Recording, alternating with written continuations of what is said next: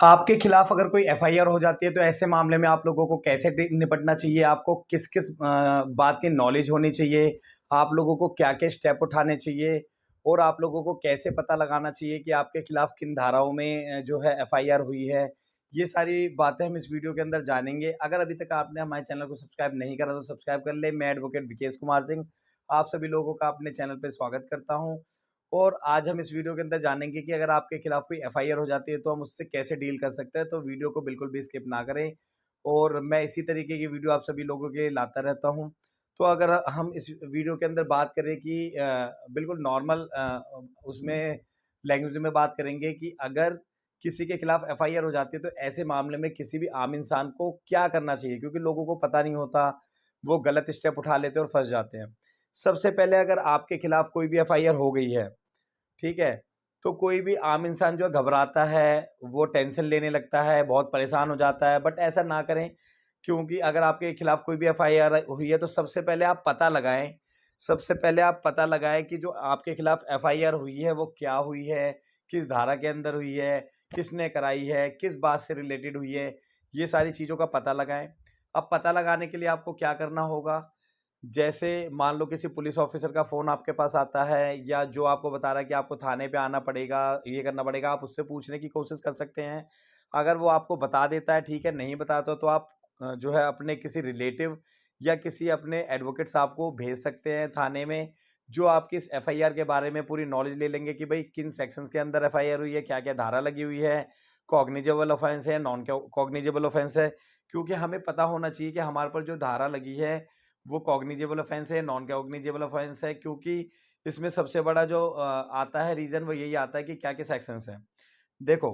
कुछ मामले में क्या होता है कि डायरेक्ट गिरफ्तारी हो जाती है, कुछ मामले में डायरेक्ट गिरफ्तारी नहीं हो पाती। कोई भी कॉग्निजेबल ऑफेंस होते हैं उसमें पुलिस के पास पावर होती है कि विदाउट एनी वारंट वो आपको अरेस्ट कर सकती है। लेकिन कुछ मामले नॉन कॉग्निजेबल होते हैं और धाराएँ नॉर्मल होती है, तो उन मामलों में क्या है, पुलिस केवल पूछताछ करके आपको छोड़ सकती है। लेकिन आपको जब तक पता ना चले कि क्या-क्या धाराएँ लगी हैं, तो आपको जो है थाने में ऐसे ही नहीं जाना चाहिए। अपने किसी रिलेटिव या वकील साहब के थ्रू आपको पता लगाना चाहिए कि क्या-क्या धाराएँ आपके ऊपर लगी हैं। जब आपको पता चल जाता है कि आपके ऊपर क्या-क्या धाराएँ लगी हुई हैं, अगर आपको लगता है ऐसी कोई धारा है जिसमें 7 साल तक की से कम तक की सज़ा है और ज़्यादा हीनेस क्राइम नहीं है, या मान लो आपको पता ही नहीं है, अगर आपने कोई क्राइम नहीं करा तो आपके ऊपर इस तरीके का कुछ गलत कोई ज़्यादा बड़ा तो कोई रीज़न लगेगा नहीं, कोई छोटा-मोटा ही होगा, तो उसमें एक जजमेंट है, landmark judgment Arnesh Kumar versus state of Bihar का जजमेंट है, जो सुप्रीम कोर्ट का लैंडमार्क जजमेंट है, जिसके अंदर अगर 7 साल से कम तक की सज़ा है, तो ऐसे मामले में पुलिस को अगर लगता है कि आपकी गिरफ्तारी नहीं होनी चाहिए, तो गिरफ्तार नहीं करती है। तो ऐसे मामले में इस जजमेंट के थ्रू जो है आपका बचाव हो सकता है। ये कुछ जजमेंट है जो आप लोगों को याद रख लेना चाहिए। तो आगे अगर आपको ये लीगल टर्म्स याद होती है तो आप अपना खुद भी बचाव कर सकते हैं। फिर अगर मान लो ऐसा होता है कि आपको ये पता चल गया कि आपकी ऐसी धारा है जो 7 साल से कम तक की सज़ा है, तो ऐसे मामले में आप अगर पुलिस बुलाती है पूछताछ करने तो आपको जाना चाहिए, इन्वेस्टिगेशन में हेल्प करनी चाहिए। उसे लगेगा कि आपको अरेस्ट नहीं करना तो नहीं करेगी। लेकिन अगर कोई भी मान लो ऐसा कोई धारा हुई है जिसमें आपको अरेस्ट करा जा सकता है, आपको किसी भी तरीके का कोई लग रहा है कि हाँ भाई इसमें मेरा अरेस्ट हो सकता है, समझ आ जाता है, या आपके वकील साहब को जो है आईयू से पता चल जाता है कि हाँ भाई आपको अरेस्ट करा जा सकता है, तो ऐसे मामले में सबसे पहले आप लोग क्या करें, एफआईआर की कॉपी लेने की कोशिश करें। कॉपी आप थाने के थ्रू ले सकते हैं, लेकिन वहाँ से वो नहीं देते तो आपके जो कोर्ट होती है उसके वहाँ पे वो कॉपी आ जाती है, तो सर्टिफाइड कॉपी आप कोर्ट से अप्लाई करवा सकते हैं। सर्टिफाइड कॉपी जब आपके पास एफआईआर की आ जाती है तो उसके बेसिस पे आप एंटीसिपेटरी बेल लगा सकते हैं। कि जिस भी मामले में आपको ऐसा लग रहा है कि पुलिस आपको गिरफ्तार कर सकती है, तो ऐसे मामले में एंटीसिपेटरी बेल लगा सकते हैं। ऐसे में जो बेल सबसे पहले सेशन में लगाई जाती है, अगर वहाँ से अलाउ नहीं होती तो आप हाई कोर्ट में लगा सकते हैं। ठीक है? जब आपकी जो बेल है वो अलाउ हो या ना हो, वो कोर्ट पे डिपेंड करता है, क्योंकि आपके क्या ग्राउंड से आप क्या माँग रहे हो। मान लो कई बार क्या होता है एंटीसिपेटरी बेल अलाउ नहीं होती, तो ऐसे मामले में जो आपके वकील साहब हैं वो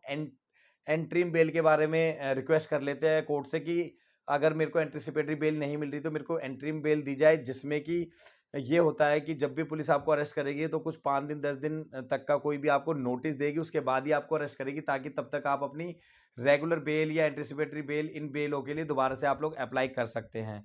तो इसी तरीके से अगर आपको लगता है कि जो एफआईआर है वो गलत हुई है, आपके खिलाफ ऐसी एफआईआर नहीं होनी चाहिए थी, तो आप ऐसे मामले में जिसने भी आपके खिलाफ एफआईआर करी है उसके ऊपर, या मान लो किसी पुलिस वाले ने आपके खिलाफ कोई गलत एफआईआर करी है, आपको जानबूझ के फंसा रहा हो, तो उनके ऊपर आप लोग क्या है लीगल एक्शन ले सकते हैं, उनके खिलाफ जो है कंप्लेन कर सकते हैं और उनको सजा दिला सकते हैं, उनको सस्पेंड करा सकते हैं अगर आपको ऐसा लगता है और अगर आपके मामले में ऐसा कुछ हुआ हो